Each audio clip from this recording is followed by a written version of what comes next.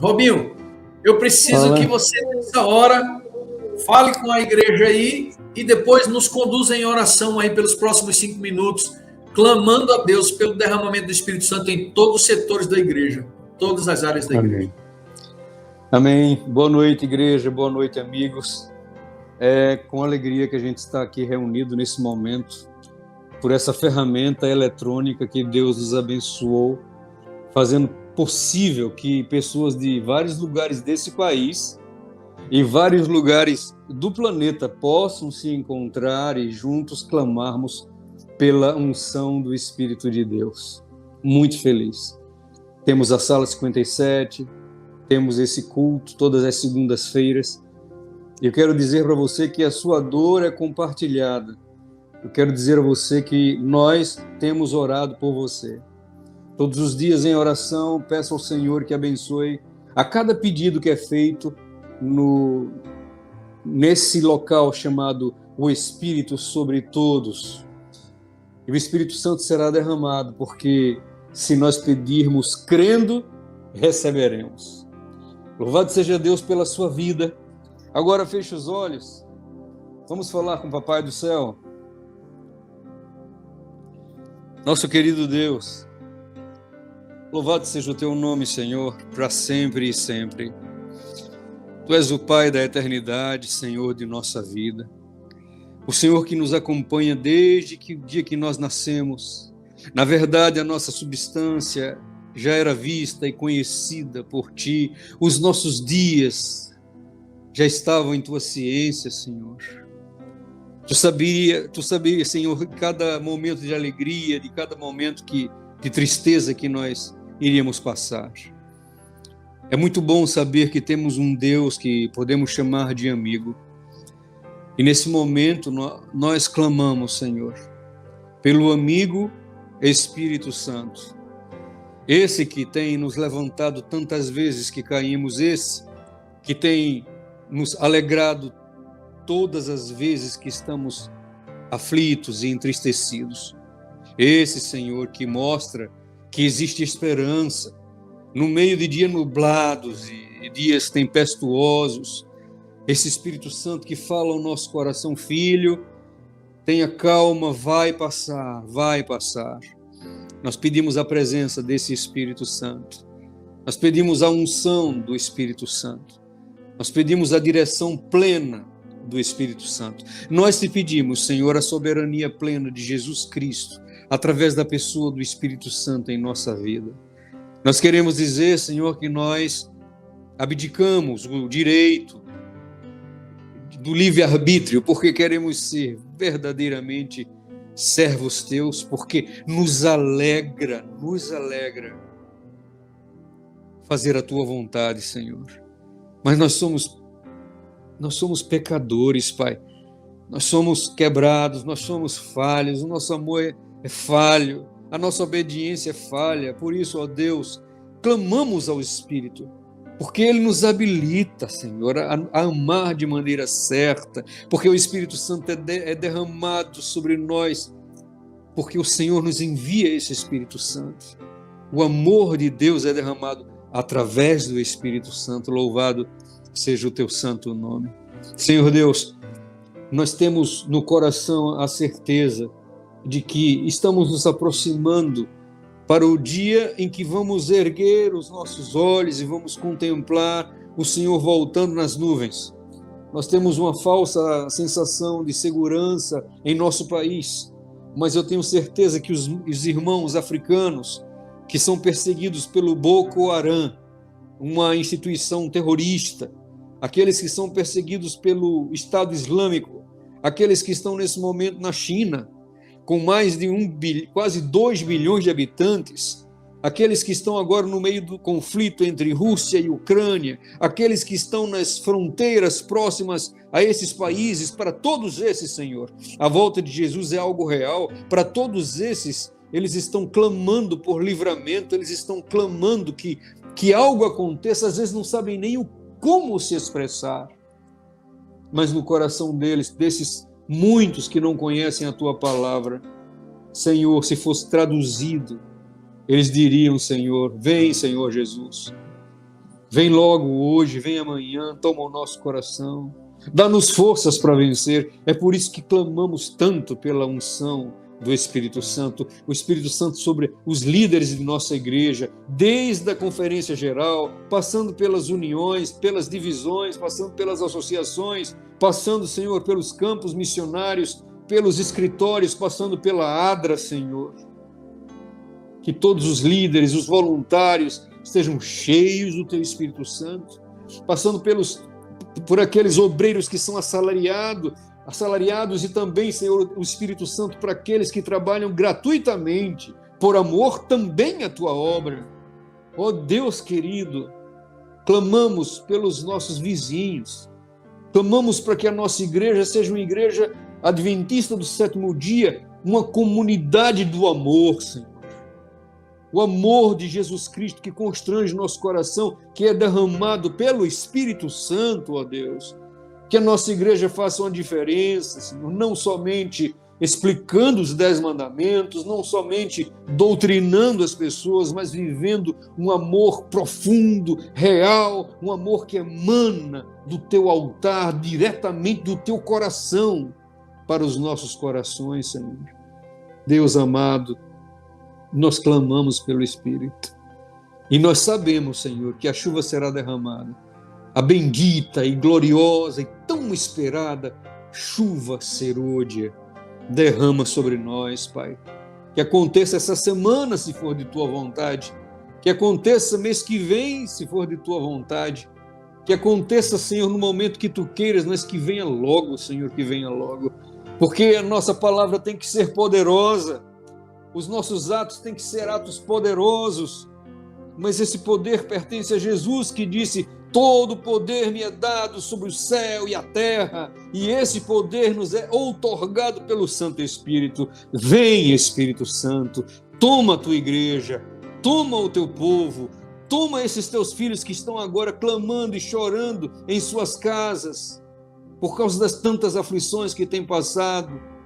Mas eles têm a certeza que no momento certo, o refrigério virá, a bênção será derramada, a chuva cairá, trovões, relâmpagos, não que assustam, mas que trazem júbilo e alegria, porque a chuva está vindo.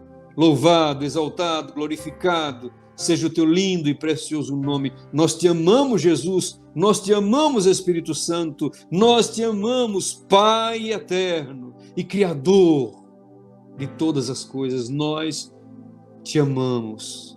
Fica conosco ao final desse culto. Até amanhã e por toda a eternidade.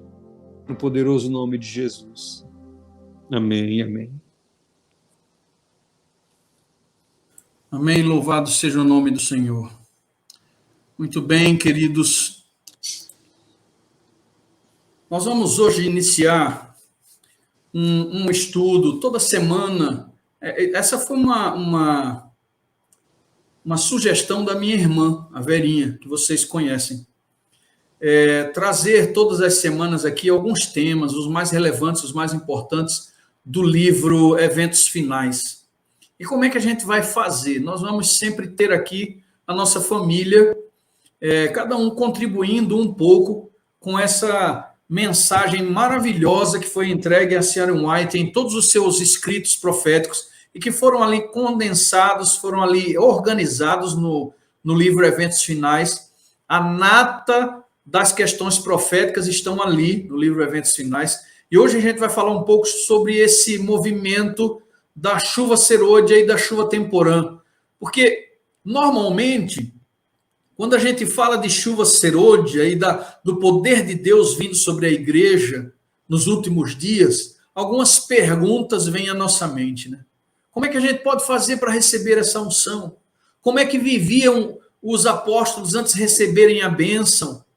Como é que vive alguém que foi ungido pelo Espírito Santo? Qual é o processo que deve acontecer com a igreja? É um processo coletivo, é um processo individual? Há muitas questões por trás disso. Como os capítulos são grandes, não dá para a gente estudar tudo, e aqui o principal são os momentos de oração, a gente só reserva 25 minutos para estudar a Bíblia. E depois a gente volta e encerra com uma última oração. Então, nesses próximos 25 minutos, nós vamos estudar um pouco a respeito desse assunto. E eu gostaria de, para iniciar a nossa conversa aqui com meus irmãos, pastor Robson e pastor Gondim, para dar início, o pontapé inicial, eu vou fazer uma pergunta. Eu vou dirigir essa pergunta ao meu irmão, pastor Robson. Pastor, o que será que aconteceu com os apóstolos e a comunidade de crentes pouco antes de vir a bênção do Pentecostes, né? Porque a gente sabe que eles ficaram um período ali reunidos, né? Clamando a Deus, mas aconteceram algumas coisas que Ellen White viu e que ela apresenta no livro Eventos Finais, e que eu gostaria que você apresentasse um pouco disso, da sua visão, inclusive, a respeito do que ela diz. Está fechado o seu microfone. Depois, Semei, de passarem alguns anos com Jesus Cristo e vendo aquelas grandes lições de humildade, de amor, de renúncia, e depois da cena final da cruz, os discípulos se reuniram e eles começaram a lembrar de tudo que havia acontecido. E creio piamente no meu coração que, como a palavra diz, que o amor de Cristo nos constrange, eles foram tomados de arrependimento, tomados de uma necessidade de serem mais humildes e unidos. E havia unanimidade. A palavra diz em Atos 2, verso 1, e quando o dia de Pentecostes chegou, completamente, todos eles estavam unânimes. E dando uma olhada aqui rapidinho no dicionário, nós vemos que unanimidade é quando todos estão de acordo com opiniões, com os votos, com os julgamentos e com as ideias. A gente lê em Atos dos Apóstolos, página 46, os seus corações estavam sobrecarregados com benevolência tão ampla, tão profunda, de tão vasto alcance, que eles foram impelidos a ir aos confins da terra, testificando do poder de Cristo. Glória a Deus e aleluia. Esse amor começou a tomar conta do coração deles quando eles estavam unânimes, unidos em oração. E aqui no comentário de irmão White sobre Atos 2, ela nos diz assim, precisamos de uma piedade mais profunda e da sincera mansidão do grande mestre. Ainda ontem eu gravei um vídeo sobre um fato que aconteceu comigo, envolvido em produzir vídeos para o nosso canal, envolvido, às vezes, em convites que somos chamados para pregar, e também nas coisas que nós sabemos como pastor que temos que fazer, a comunhão que temos que buscar. Eu fui pego por um choque de realidade, né, na minha vida, nas últimas semanas, aonde, através de uma discussão, através de uma provação que passei, pude sentir alguns sentimentos corriqueiros para o ser humano, mas que na hora mesmo, na hora do sangue quente, eu não senti a gravidade disso, mas depois eu pude meditar e tive um grande choque de realidade, porque naquele momento de discussão eu tive desejo de vingança, eu tive um acesso de ira, eu tive ali a minha voz alterada, e aquilo tudo passou, e depois, quanta vergonha eu senti. Porque a ira, porque o desejo de vingança, porque quando temos o coração alterado pela violência na voz, pela violência nas colocações, todas essas coisas não vêm do Espírito Santo, essas coisas vêm do inimigo de nossas almas, essas coisas não são frutos do Espírito. E eu pude ver, então, que como pastor, como eu preciso ainda de ser totalmente tomado por esse Espírito.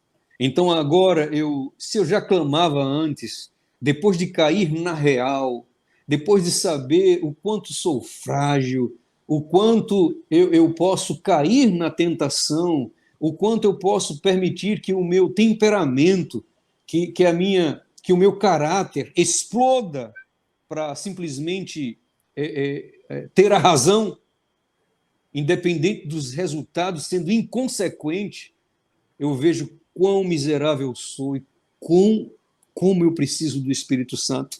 Aqui nos fala uma coisa muito interessante que eu não fiz com a pessoa que eu estava discutindo. Olha que coisa incrível que a nossa querida White falou. Está escrito num comentário da Bíblia, é uma Bíblia que tenho, chamada Bíblia Legado, com comentários abaixo, da irmã White, diz assim, olha, na hora da provação, na hora do desejo de divergir, de discutir, de separar, de acusar, de estender o dedo, aí ela diz assim, ó, devemos pensar e considerar, esse meu irmão foi comprado pelo sangue de Jesus. Amém. Ele é precioso à vista de Deus. E diz assim, olha, eu devo amá-lo como Cristo me amou. Ele é um companheiro meu de trabalho. Ele é um soldado no campo de batalha como eu sou. Ele é um servo que está no campo de colheita. Então as minhas palavras têm que ser para ajudá-lo, para fortalecê-lo, para animá-lo e jamais deve sair alguma coisa que o desanime. Ah, meus queridos, eu não sei você, mas quanto eu preciso meditar mais nesses versos e viver essa unção, esse desejo de ser ungido 24 horas por dia. Eu quero terminar com Atos dos Apóstolos 35 a 37. Ao esperarem os discípulos pelo cumprimento da promessa, humilharam o coração em verdadeiro arrependimento e confessaram sua incredulidade. Os discípulos oraram com intenso fervor para serem habilitados a se aproximar das pessoas no seu cotidiano, falar palavras que levassem pecadores a Jesus. Eles colocaram de parte todas as divergências, todo o desejo de supremacia e uniram-se em íntima comunhão cristã. Só depois de haverem os discípulos entrado em união perfeita, quando não mais contendiam pelas posições mais elevadas, então o Espírito Santo foi derramado. Amém. Que o Senhor tenha misericórdia de mim como pastor. Que vergonha, né? Estar aqui falando isso, confessando para vocês o meu erro. Que o Senhor tenha misericórdia de mim, da minha família, da sua igreja, que toda diferença caia por terra, que todo dedo acusador, todo espírito de ruins suspeitas, as malditas ruins suspeitas, que creio que é a semente do que vai ser depois da discórdia, que toda semente apodreça e morra no solo do nosso coração, toda semente de ruins suspeitas, e que sejamos completamente tomados da pureza, mansidão, serenidade, amor e companheirismo de Jesus Cristo. Amém. Meu querido irmão, pastor Robson, veja só. Quando você estava falando aí, eu estava pensando, né? O maior milagre da natureza é a transformação do homem. É aí onde entra o papel do Espírito Santo. O que aconteceu com você foi uma bênção. Porque terrível coisa é quando a gente desenvolve características que a gente sabe que desagrada a Deus e os nossos olhos nunca são abertos. Então, quando eles são abertos, quando essas coisas se manifestam para a gente, é como se a gente estivesse olhando no espelho e o Espírito Santo dizendo, olha, tá aí, ó, tá vendo? Precisa limpar essas regiões que ainda precisam de cuidado, né? Então, é o trabalho de Deus, é a atuação do Espírito Santo. Louvado seja Deus por seu testemunho, meu irmão, porque é assim que a gente sobrevive aos nossos defeitos, é quando a gente fala para Deus, revela. E o que eu achei mais interessante é que você trouxe esse assunto à tona, enquanto o livro diz justamente que foi isso que aconteceu entre os apóstolos. Eles começaram a resolver as diferenças. Os problemas que haviam entre eles foram deixados de lado, todo desejo de supremacia, como você acabou de ler. Então, é maravilhoso Deus nos chamando para aquele lugar seguro da bênção. Que lugar seguro é esse? É aquele que está escrito: humilhai-vos na presença do Senhor e ele vos exaltará. Quando os Glória a apóstolos Deus. se humilharam, veio a bênção, né? Louvado seja o nome do Senhor. Amém. Mas há Louvado muitas seja perguntas Deus. ainda. Há muitas Amém. perguntas ainda. Pode falar.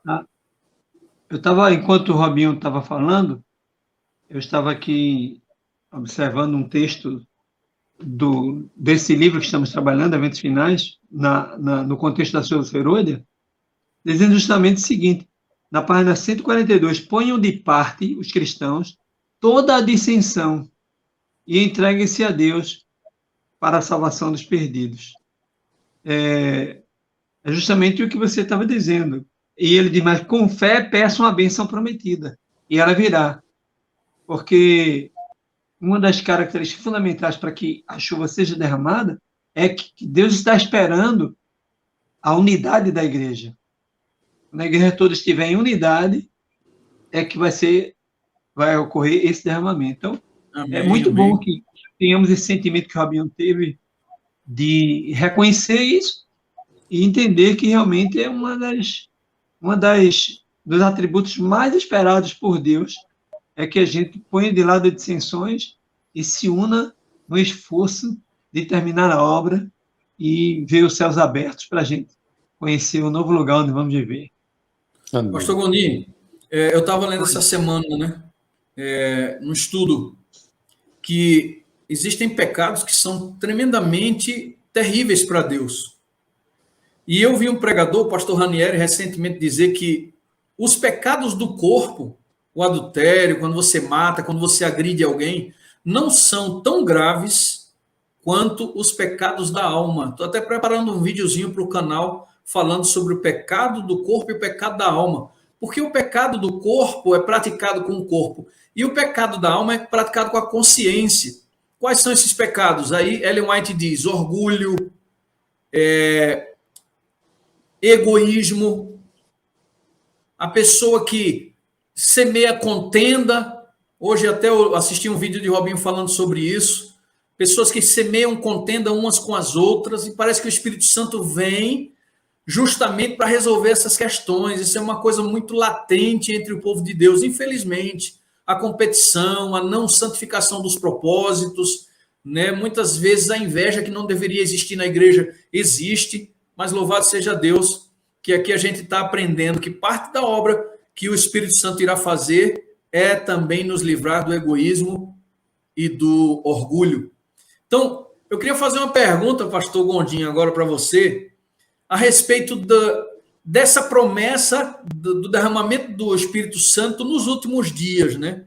Então, a pergunta que eu elaborei para fazer para você é a seguinte: como é que a chuva do Espírito vai afetar a comunidade dos crentes nos últimos dias? Porque lá atrás a gente já viu, o pastor Robson aqui falou como os apóstolos foram afetados e o trabalho que o Espírito Santo fez de preparação para a bênção maior. E a comunidade de crentes nos últimos dias? Bom, é importante essa pergunta. Contudo, antes de respondê-la, eu preciso citar alguns textos que mostram que nós, aqueles que se batizaram no Espírito Santo, na água e no fogo, devem ter experimentado e estão experimentando ainda.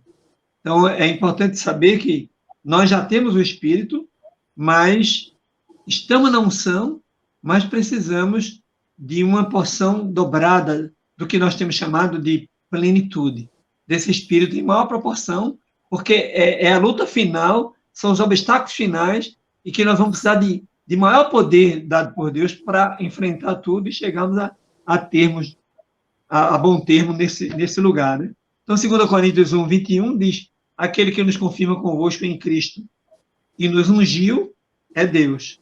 Então, escrevendo aos Coríntios, ao remanescente de Coríntios, que estamos na unção dada por Deus. O apóstolo João também, na sua primeira carta, 1 João 2, verso 20 e 21, diz: vós tendes a unção da parte do santo, que é Cristo, e todos têm conhecimento. Tá? E, finalmente, ainda 1 João 2, verso 27, agora, diz: quanto a vós, a unção que dele recebeste fica em vós, e a sua unção vos ensina a respeito de todas as coisas. Então, nós precisamos dessa porção menor do Espírito hoje para chegarmos na porção maior do Espírito futuramente. Bom, aí, com essa chuva do Espírito, como é que ela vai afetar a comunidade de crentes nos últimos dias? O que é que ela vai provocar no povo de Deus, né? Que é necessário para esse tempo? Então, a primeira coisa que eu observei na leitura do Eventos Finais e na parte da chuva serônia é que nós receberemos, com a chuva serônia, uma maior capacitação para o cumprimento final da missão evangélica. Por quê? Porque será uma missão dificílima. Hoje, nós temos cerca de 85% da população mundial já tem o conhecimento da palavra de Deus e da existência de Cristo e da salvação. Então, falta muito pouco. Só que esse pouco que falta é a parte mais difícil. São os árabes, são os países da janela 1040. Onde há muita perseguição, né, pastor? Exatamente. São os ateus. Então, a parte mais difícil está ali para o final. Então, por isso que nós vamos sermos mais capacitados para o cumprimento final dessa missão, porque a população-alvo que precisamos alcançar será uma população muito mais difícil, mais materialista, ateísta, e com características de materialidade e de distanciamento de Deus, de não crer em Deus, mais do que nunca antes. Então, será um povo mais difícil de alcançar. Eu encontrei essa expressão na Bíblia de Estudo Almeida, na página 315. Também encontrei em Ellen White, Atos dos Apóstolos, na página 55, ela dizendo o seguinte: mediante uma concessão especial do poder espiritual, mediante uma concessão especial de poder espiritual, receberão uma habilitação miraculosa para conquistar almas. Então, um dado importantíssimo, essa capacitação maior para a pregação final do Evangelho, ela está revestida de uma habilidade miraculosa, de um poder especial espiritual para a conquista de almas. Isso significa que pessoas como muitos que a gente conhece, nós como pastores, tivemos em contato com muita gente na igreja que diz que não sabe, não tem o dom, que prefere cantar, que prefere uma coisa ou outra, mas não tem esse dom. Então, Deus está dizendo hoje aqui para nós que a chuva do Espírito Santo, a chuva serônia, ela vai nos afetar a esse ponto de nos dar uma habilitação miraculosa, além do comum, especial, Amém. para os que têm, os que já têm uma certa habilidade com isso, uma certa facilidade, vão ter maior ainda, vão chegar, como diz a palavra, né, que o Espírito Santo irá dizer aos nossos ouvidos o que falar, porque nós não teremos mais Bíblia na nossa mão, não vai estar aqui. Então, o Espírito Santo vai soprar nossos ouvidos e vai nos dar dons especiais, além do que temos, e aqueles que não têm vão receber para nós conquistarmos a alma para Cristo. Então, isso só será possível por conta de alguma coisa especial que Deus vai nos dar, porque vamos precisar, porque teremos uma população-alvo difícil de se convencer e de se converter, ok?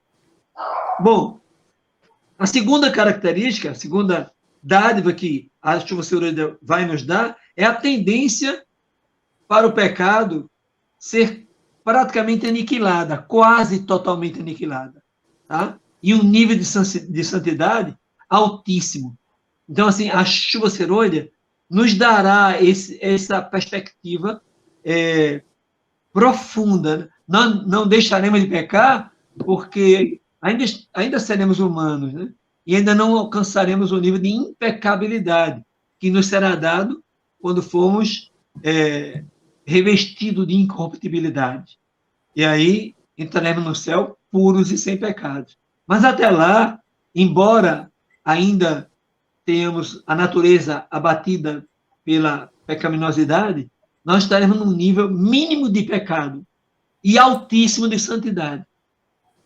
Porque para chegar ao final e para levar pessoas ao alto clamor, a resposta no alto clamor, nós precisamos estar nesse nível de mínima pecabilidade e de máximo de santidade. E o texto bíblico que eu tenho aqui interessante é justamente o de 1 João 5,18, que diz: sabemos que todo aquele que é nascido de Deus não vive pecando. Então, essa condição vai ser mais aguçada ainda ao aproximar-se do final ali, com o derramamento da chuva serôdia. Você ia falando, Samir?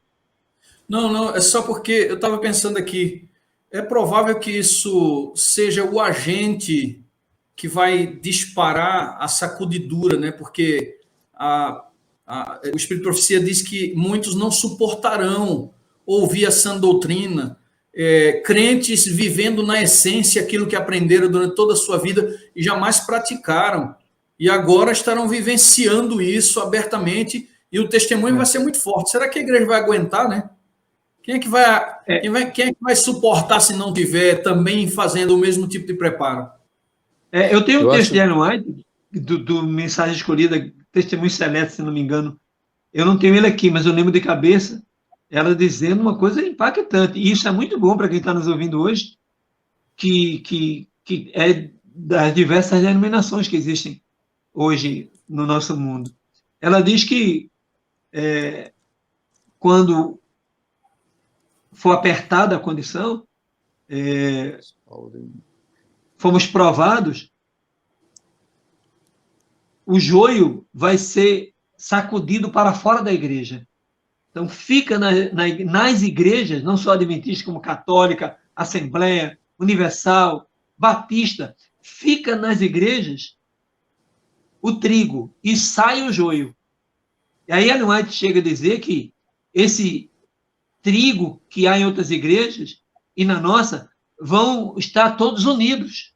E ela diz, inclusive, que esse trigo representado em outras denominações virão se unir à nossa com mais zelo e mais consagração do que o trigo que ficou em nossa igreja adventista.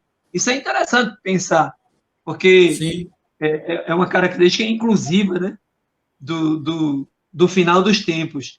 O derramamento do Espírito não vai ser para uma igreja específica, vai ser para o remanescente de Deus. Porque Romanos 9:27 chega a dizer que o povo de Deus é como a areia do mar, mas só o remanescente será salvo. Robinho, você ia falando. É sobre o desafio que você falou, que praticamente essa geração será uma geração para se pregar o evangelho muito difícil, pelo ateísmo, materialismo, e realmente será um desafio terrível. Mas há um trecho de irmão White que não foi traduzido para o português, chamado Spalding e Megan, volume 1. Ela diz assim: eu vi que a chuva serôdia estava chegando tão subitamente quanto o clamor da meia-noite e com 10 vezes mais poder. Amém. 10 vezes mais poder. Aí você imagina o que Pedro fez ali na porta, né, o que Paulo fez, o que as pessoas se agarravam com a capa de Paulo, todo esse poder, e a gente vê que nós teremos, pela graça de Deus, 10 vezes mais poder. É glorioso. Amém. É por isso que a chuva serôdia vai nos dar esses atributos, porque não vai ser fácil no final. Eu tenho aqui mais uma, a terceira, que diz: a proteção de Deus será reforçada e o remanescente estará de pé no período em que as 7 últimas pragas forem derramadas. Então está lá as pragas derramadas, aquela confusão e tal, e o fogo não vai nos atingir, as águas não vão nos submergir, né? 1000 caindo à direita, 10.000 ao nosso lado, e nós não seremos atingidos. Então isso aqui é demais, gente. Agora, isso é um privilégio do remanescente. A proteção de Deus será reforçada e o remanescente estará de pé. Então, você quer estar de pé nesse dia, quer viver esses dias, busque as características do remanescente. As pragas estarão caindo, nós estaremos de pé lá. Isso está escrito no Patriarcas, nos primeiros escritos, na página 86. Aquele que nasceu de Deus, e aqui vem 1 João 5,18, que confirma isso, dizendo: aquele que nasceu de Deus, o guarda. Cristo que nasceu de Deus o guarda. E o maligno não lhe toca. Então, nós estamos nessa condição do reforço de proteção, maior do que em todos os tempos, porque o ataque de Satanás também vai ser maior do que em todos os tempos. E nós vamos estar guardados e protegidos.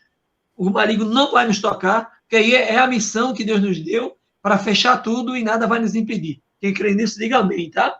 Amém. Finalmente, o quarto aspecto que eu peguei do que a chuva serôdia vai afetar a comunidade de crentes, que é o seguinte: a chuva serôdia desenvolverá no crente um caráter semelhante ao de Cristo. Glória a Deus. Gente, isso é muito profundo. Não é igual, porque tem uns fanáticos aí espalhados, né? A turma do perfeccionismo que diz que nós vamos ser iguais a ele e tal. Isso não vai acontecer nem na eternidade, porque seremos sempre criaturas e não podemos ser comparados ao Criador. E Cristo, o Espírito Santo e Deus são nossos criadores. Mas sermos semelhantes a Cristo. Então, é isso que nós estamos buscando agora, porque a qualquer momento essa chuva serôdia descerá sobre nós. E nós, esses, que estão buscando na madrugada, que estão lendo a palavra, que estão se envolvendo, que estão interessados em desaguar em outros, que sabem e sentem que a fonte de águas está dentro de nós.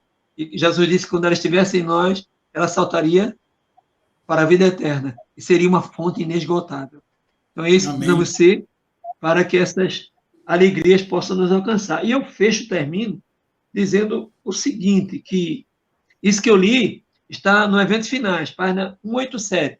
E eu concluo essa minha fala particular com o livro de Atos, capítulo 2, só para mostrar para vocês que o que nós teremos no fim da chuva serôdia não é nada mais, nada menos que a mesma experiência que eles tiveram na chuva temporã, só que 10 vezes mais, como o pastor Robson acabou de dizer, tá? Então, só para você ter uma ideia, olha só o que aconteceu lá na temporã, e que vai acontecer na serôdia, só que com muito mais ênfase, com muito maior poder, com muito mais glória, muito mais luz, muito mais brilho, que é o seguinte, ó, capítulo 2, versos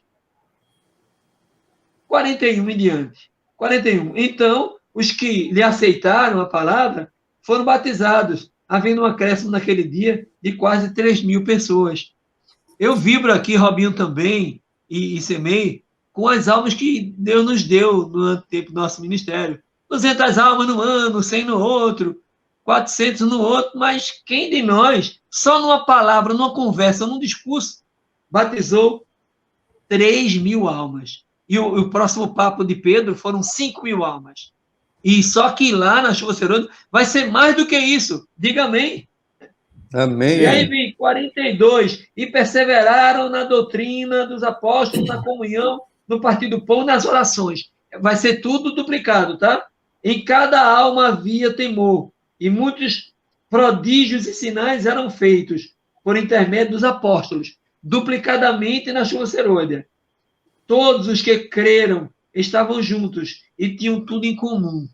Quando chegar ali, neguinho já está no interior, já fugiu para o alto monte, está aquela loucura, nada nos pertence mais, vai ser tudo duplicado. E verso 46, diariamente perseveravam unanimemente no templo, partindo pão de casa em casa e tomavam suas refeições com alegria e singeleza de coração. E finalmente o 47, que diz louvando a Deus e contando com a simpatia de todo o povo. Enquanto acrescentava-lhe o Senhor, dia a dia, os que iam sendo salvos. Então, assim, nós vamos cair na graça das pessoas, porque a palavra que Deus vai nos dar é poderosa.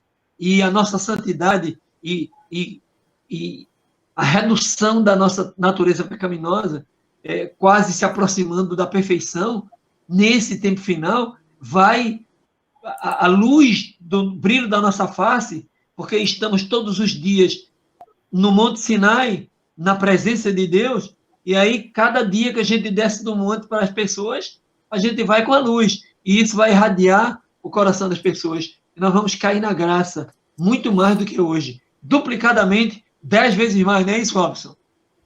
10 vezes mais. Eu lembro, Lito, de um pastor que passou muitas horas no aeroporto esperando um avião. Esse pastor é meu amigo, e lendo a Bíblia todo esse tempo. Ele entrou no avião, a comissária de bordo ficou olhando para ele, resolvia as coisas, olhava para ele, olhou tanto para ele, e ele disse assim, tudo bem para ela? Ela disse, tudo bem, posso fazer uma pergunta? Ele disse, pode, você é cristão, né? Aí ele disse, sou, como é que você sabe? Ela disse assim, é que seus olhos estão brilhando e sua face está brilhando, um brilho diferente. Então, para todos aqueles que buscam, nós já vamos ter gotas desse poder. E aí, louvado seja Deus, porque no final será 10 vezes mais. Amém. É como se cada vez que a gente vai à presença do Senhor todos os dias, buscando essa bênção, é como se a gente estivesse dando um passo para mais perto dele. Quanto mais a gente vai, mais o nosso rosto é iluminado, mais glória é concedida, mais poder é otorgado. Louvado seja o nome do Senhor. E eu queria apenas ler um texto aqui para a gente fechar, porque nós já estamos com o nosso tempo terminado.